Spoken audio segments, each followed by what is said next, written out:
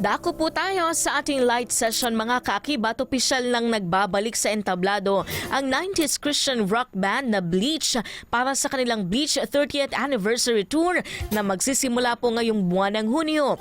Sa isang espesyal na panayam kasama sina Davey, Sam at Milam, sinabi ng grupo na buhay ang banda at handa silang mag-perform para magbigay ng inspirasyon at muling makita ang dati na nilang mga tagahanga na ngayon ay nagpapakita sa mga concert kasama na ang kanilang mga anak at maging mga apo. Ayon pa sa grupo, ang pinakamahalagang pamana ng banda ay hindi lang ang kanilang mga album, kundi ang nabuong samahan at komunidad ng mga tao sa paligid ng kanilang musika. Kasabay ng kanilang tour, inilabas din ng Bleach ang bagong bersyon ng kanilang sikat na kantang Baseline 2026 version. Ang kanta ay tungkol sa pagbabalik sa tamang pundasyon ng buhay kapag nakakaramdam ka ng pagod, pag-aalinlangan o kawalan ng inspirasyon.